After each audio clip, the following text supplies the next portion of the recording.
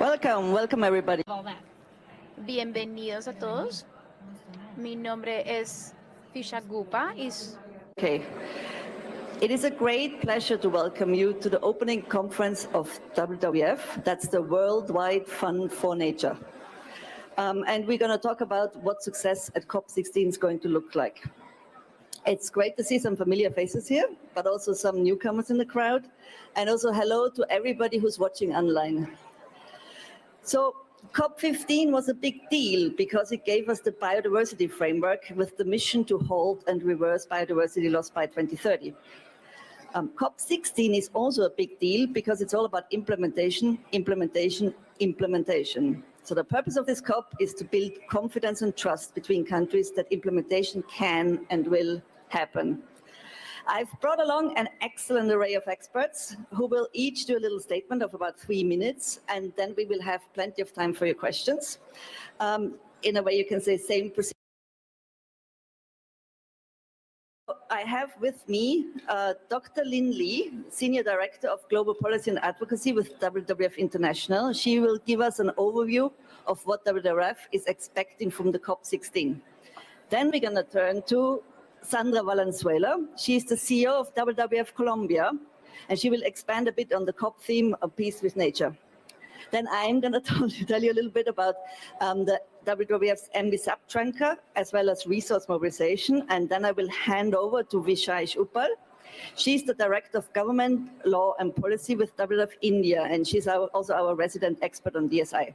And last but not least, we have Guido Burghoven, who is the Head of Global Policy Research and Development with WWF International. So he will talk to us about the human rights-based approach and synergies, all many topics that are really close to WWF's heart. So without many further ado, I will hand over to Lynn, please. Thank you. I think the noise level is very high. So I try to speak slowly and clearly so that you will be able to hear from me. So welcome to join this press conference so that we can share WWF expectation to the COP16. We are approaching a tipping point because the climate and nature crisis are damaging the ecosystems that's supporting the clean water, the air, the soil for food that we are facing. WWF's Living Planet report, just launched a few weeks ago, shows that there's a staggering 73% of decreasing of the animal population that we monitored over the 50 years. So the animal this number just indicating that our system are in peril, that if we are not addressing the drivers of this biodiversity loss, our system, ecosystem, going into a tipping point. The tipping point means that the accumulative action make the system to go sudden, substantive, and a potentially irreversible change, basically a point of no return. So this is the time for us to take action. We still have a power. We still have the opportunity to change the trajectory. And here, the COP16 is a critical moment for us to take that action. So as a WWF, we come here with 5 expectations of the COP16. One is on MBSAPs and accountability, how the countries are taking actions into the plan and implement them, and also monitoring the progress of them. The second is on financing. We need to have enough financial resources to support conservation and restoration. At the same time, we need to reduce the financial harms that the system done to the ecosystems. The third one is on human rights-based approach. All the implementation, the plan and action need to be based on human rights. The fourth is on building the synergy in between nature, climate, and the food, because all the crises are interlinked. The fifth one on equitable benefit sharing. We can benefit from nature, we need to be equitable sharing. And you will hear our expert talk all about those issues in detail. The implementation of a Kunming biodiversity framework is not just the job of environmental ministries. It's all the government bodies, it's the civil society, it's business together. And if we don't drive the biodiversity, addressing the drivers of biodiversity loss, we will not be able to achieve the mission of GBF to halt and then reverse the biodiversity loss by 2030. So the time to act is now. Thank you. Thanks so much, Lynn. Thanks so much. To give us also a snapshot of WWF's expectation paper. If you want to read more about it, you can find it online. I think the best way is just to Google WWF expectation paper and it should pop up. Now let's turn to our host, so to speak, Sandra, the CEO from WWF Colombia, please. Is this? Hello? Colombia is moving and pushing for a greater ambition globally, regionally, and nationally. Why? Because part of the reduction of the biodiversity is due to different type of socioeconomic conflicts. As the Planet report launched by WWF last week showing 73% of reduction of species, therefore biodiversity. And Latin America is 95% of the reduction. So saying that, Colombia's government, and is part of the expectations, is promote a voluntary declaration to promote peace with nature. And what that meant is to really bring nature as part of the socioeconomic development in terms of the inclusions, in terms of the inclusion of the different voices of the society, like youth, elders, childs, women, indigenous, Afro-descendants, smallholders, or what we call in Spanish campesinos, private sector, NGOs, academia, and other financial sectors agents into the debonair of the countries, the debonair of the region and the globe. So saying that is to reduce the conflicts over the natural resources access, therefore reducing the loss of the biodiversity, including all of us into the participation and the decision making and the implementation, the action. And that is the peace with nature expectation that all of us, we sign and contribute after November 1st to implement. And the example is the just launch of the NBSAP, or the National Action Plan for Biodiversity of Colombia. Colombia convened 11 sectors, the business with nature, the financial sectors, the NGOs, the different type of community voices into the definition of the 4 main targets of the NBSAP. So it's very comprehensive to really address the conflicts over the natural resources, as I said, and that is what we are expecting, to really have a signature from the different members of the governments and the society to be part of the implementers of the Peace with Nature Declaration. Thanks a lot, Sandra, and congratulations to the MBSAP of Colombia, because I know WWF Colombia was also quite involved in the consultations. So it's now over to me. I'm going to talk to you about 2 things. First, the MBSAP tracker that we've launched, and then a little bit about resource mobilization. So let's start with the MBSAP tracker. You have probably already seen that we've pulled together a tracker to track MBSAPs as well as national targets. And again, if you want to find it online, I would suggest you just Google WWF MBSAP tracker, then it should pop up straight away. Like I said, it analyzes MBSAPs as well as national targets. And we use, as a basis, we use our MBSAPs we need checklist. That's a checklist that we pulled together shortly after COP15, which contains 5 categories which we use to analyze the MBSAPs and the national targets, which are ambition, whole of government and whole of society approach, means of implementation, the human rights-based approach, and tracking progress and accelerating action. The reason why we're doing this is because, as you know, at COP15 2 years ago in Montreal, the Global Biodiversity Framework was agreed. And it has a new mission to halt and reverse biodiversity loss by 2030. And those are global goals and targets. So the natural next step is, of course, to go back home and adjust the national targets accordingly. And the countries promised to do so by COP16, so by now. And by the way, the homework for the countries was to revise their MBSAPs, or if that's not possible, to revise their national targets. So it would be actually a bit unfair to say that countries who've done their national targets have not done their homework. However, it's of course much better to have a revised MBSAP because it's more comprehensive and much clearer. And you will also be able to see that actually in our MBSAP tracker in the analysis. So if you go on the MBSAP tracker website, you can see two things.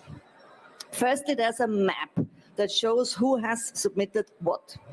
So at the moment, at least until 15 minutes ago, there were 35 countries. The most recent one was Colombia that have submitted MBSAPs, and 108 countries, the most recent one being Russia, who submitted national targets.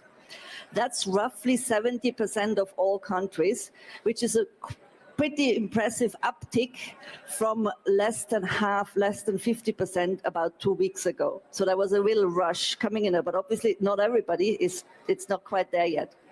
On that map, you can see also which countries WWF has already analyzed, because they will have a purple dot on that, on the, what's it called, pin.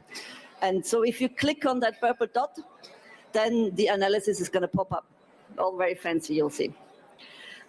There is obviously a bit of a delay in us assessing and then uploading our assessment, because we are quite thorough in our assessment. There's more than 60 criteria that we check, and we run it by our national officers to make sure that we get the national perspective and the national context also taken into account. And obviously there were a lot of just coming in the last 2 weeks, and my team has only 2 hands and 1 brain. So it's like it's a lot, but we keep uploading additional assessments. The second thing that you can see on the MBSAP tracker is how the countries compare. So we have color-coded the results according to the 5 criteria, and you will be seeing that. Everything okay? Okay, sorry. You will be seeing how they compare by region. What you will notice probably is that countries overall score best on the target coverage, so if they cover all the targets, and they score worst in general on criteria related to the human rights-based approach. If you want to then know even more, there's a button that you can click, and then you can have the breakdown of all the results and the analysis. If you actually don't want to know that much, if you don't have much time, I would recommend that you read the summaries of each of the assessments, because they give you a flavor of the MBSAP, whether it's comprehensive, whether it's actionable, and whether it's respectful of indigenous peoples and local communities. I'm very happy to talk more later about the results, the methodology or anything. As you can tell, I love talking about the MBSAP tracker, but it's better I move on a little bit and talk quickly, briefly also about resource mobilization, which is a very broad topic. And I don't know, you probably also have that impression that somehow everything is somehow related to resource mobilization. Like Lynn already said, this COP is really important, is crucial for building trust and confidence between countries.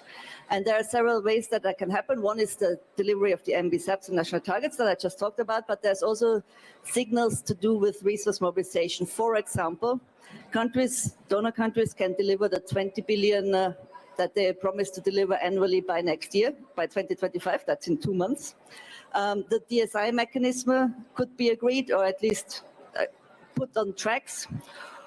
And an agreement on how to take the conversation forward about the future of the GBF fund would also be very good as an outcome. That would all help towards building this confidence and trust that we need.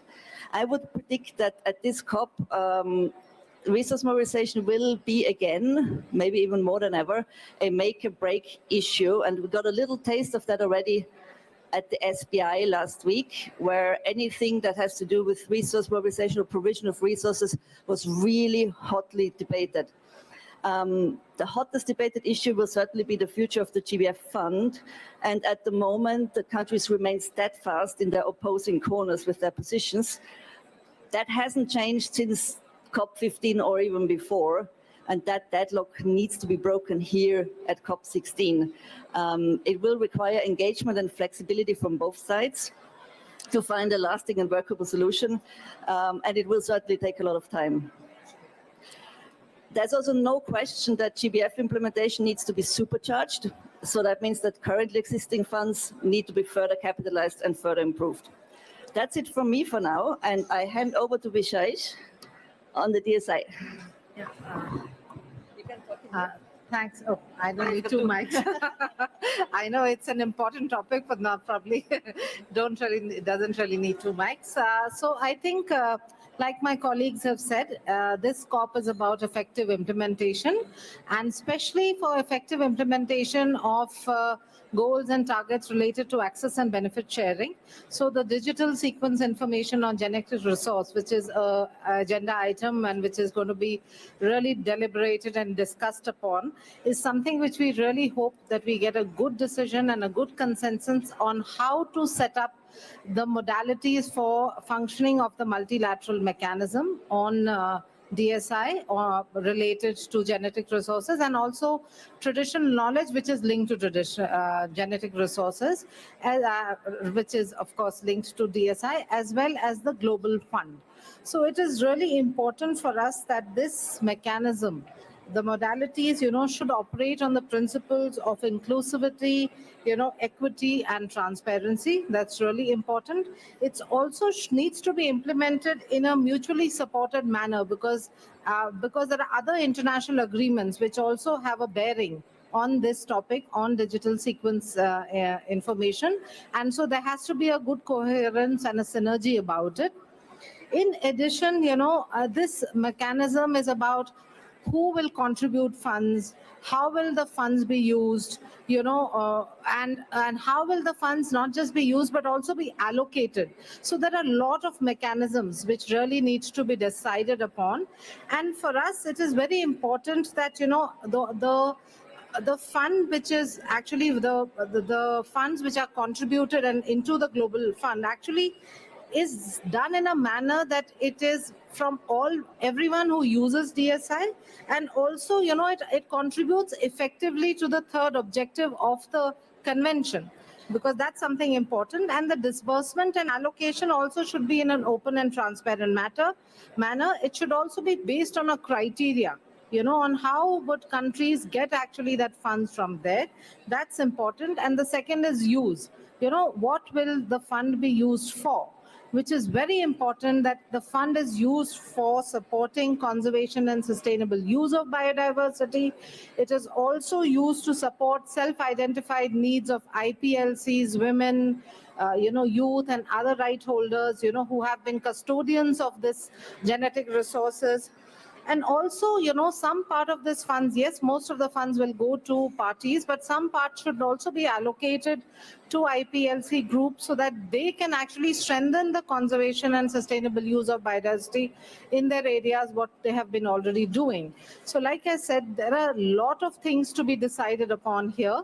But what we really want is that the mechanism and the Global Fund should be robust, it should be comprehensive, it should be transparent, open. Nothing should really hinder anything, especially research, because research really contributes towards conservation of biodiversity also. So it needs to kind of accommodate everyone's, asks, and yet we need to come to a good decision. So from today onwards, we are going to start discussing it. So we are really hopeful that we get a good outcome from this COP. Thank you. Thanks so much, Vishais. And any questions you ever wanted to know about DSI, Vishais will be your woman. I swiftly hand over to Guido. Thank you. I'll be talking about the human rights-based approach, which is a whole-of-society approach, which is very closely related to another priority of Colombia's presidency, to make this the People's COP. And we believe that intention needs to be translated in two ways into the negotiations and into the decisions that this COP needs to take. When the Global Biodiversity Framework was agreed 2 years ago, parties also agreed to implement the framework through a human rights-based approach and whole-of-society approach. Now, this now needs to be followed through at this COP, COP16, in decisions that relate to the implementation of the GBF. For example, decisions on the monitoring framework, on the on the process to review progress at COP17, and on access to finance. In addition, there's an important decision to be made by the COP to establish a new permanent subsidiary body that will provide the platform for indigenous peoples and local communities to have a role in decision-making and the working of the CBD. So we believe and we hope that there will be significant progress on these areas with regards to the human rights-based approach and the whole of society approach. Then on synergies, again, two issues. We strongly believe that nature and climate actions need to be implemented synergistic. Without that, you won't be able to achieve neither climate goals nor nature goals. You will not be able to address trade-offs, and by addressing the synergies, you will also enhance efficiencies. Now, most of the synergistic activities will need to take place at the national level, for example, by greater alignment between the revised NB subs and the enhanced NDCs. However, we believe that at a global level, that can be supported by increasing joint finance, for example, through nature-based solutions with very strong social and environmental safeguards. And at this particular COP, COP16, through a strong decision to enhance and promote collaboration between the three Rio conventions. For example, through a joint program of work or programs of work under each of the three conventions as a stepping stone towards more collaborative action. Secondly, related to synergies is the important agenda on mainstreaming, which means that sectors that drive nature loss will address the impact that they have on nature and biodiversity. And there's a number of very critical targets adopted in the GBF. And again, a lot of the action will need to take place at national level through the revised NB subs and their implementation. But we believe that there's an important role for the CBD, in particular this COP, to support that national level action by promoting sector-based plans for the key sectors that drive biodiversity loss. We are not alone in that. WWF and about 50 other organizations have joined in a call to action for this COP to act on mainstreaming. Thank you. Thanks so much. All right, so you've heard now a quick roundup, or not so quick roundup, of all our expectations for COP16, and we have a little bit of time for a couple of questions maybe. I would like to take questions only from members of the press, please. I don't know you so well, but you know yourself, so you know whether you're a member of the press. And please introduce yourselves with your name and your media outlet, and maybe you have to shout as well quite a bit. It's a bit now, yeah. Hi, so this is a question for Sandra. I'm Fermin Coop from Argentina, Dialogue Earth. I'll do the question in Spanish because it makes more sense. Sandra, dos preguntas juntas. Por un lado, si podés compartir tu mirada sobre las posiciones de América Latina en la conferencia. Recién venimos del plenario de apertura, donde del grupo de Grula y desde Brasil hubo reclamos bastante fuertes sobre financiamiento. Un poco tu mirada sobre la mirada regional. Y por otro lado, desde Colombia, en la COP, hubo un intento de traer bastante a la mesa el tema de transición energética y minerales críticos, que es un tema que usualmente no está en la CBD, pero compartir un poco por qué te parece que Colombia lo trae a la mesa y por qué es importante relacionarlo con biodiversidad. Gracias. Let's take a second question as well. I think you had your hand up, and then we're gonna go back to the panel. Yeah, hi, I'm Stian Reckler with Carbon Pulse. My question is primarily for Bernadette. You were talking about resource management, and you alluded to this being an issue entrenched with two camps, and that's still going on going into this meeting.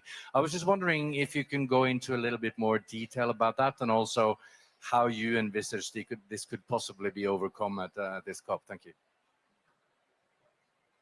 Sure. Sandra, do you want to start with those two questions? Yeah. So I will answer for the benefit of all of us in English.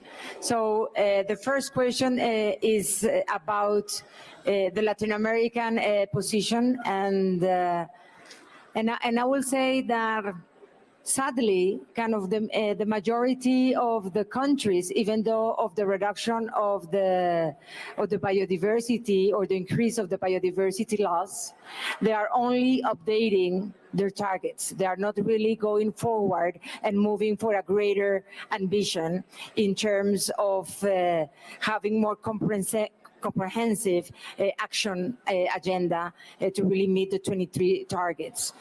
So that is a call to action from our side as WWF. But saying that, there is a general ask in the region towards greater and more integrated financial mechanisms to be able to develop the action plans, but also to be able to implement, and as Guido was saying, to really have the financial flows towards the communities or implementers and so on and so forth. And that is really a general point of view in our region, I will say. And the second question is more related about the transition. And we have to be practical in terms of the climate change is because of the biodiversity loss part of. So because we are changing the land use or deforesting, or because we are moving towards different scenarios that we are not going to really be able to reach the 1.5 targets. So if we don't move integrated agenda between biodiversity and climate, between energy transition and a whole economic and socioeconomic approach, we will not meet not even the 23 biodiversity targets and not the 1.5. So that is the reason that we need to link both agendas to be able to really having achievable and ambitious targets. Thanks so much. And let me come back on the second question. So I said roughly there are two camps. Of course, everything is a bit more nuanced and a bit more in the detail, but there's on the one side, countries who think that it would be good to have a new fund that provides funding for biodiversity going forward, and other countries who think that what we have at the moment, the GEF and the GBFF, are sufficient. We think that the most important thing is that this standoff ends and countries start to engage and talk to each other and find a workable solution that lasts. So in a way, we say, like, it's whatever, as long as it works for everybody, please. And that is probably harder than anything else. It will probably require some sort of process of conversations where they have to look at all the options that are on the table and compare the advantages and disadvantages. And like I said, while this is happening, there's no question that resource needs to continue to be mobilized. So the currently existing ways how resource can be, currently existed funding mechanisms need to continue to be capitalized. So we need to get more money in quick, basically. I'm afraid we're out of time. Yes. We are out of time now, but you will be able to find us in the green room or outside the green room for any more questions. For example, what the results of the MBSEP tracker say, because there's a lot of interesting things that you might want to know. And yeah, anyway, thank you very much for your attendance, for your interest, and for your questions, and hope to see you again soon. Thank you.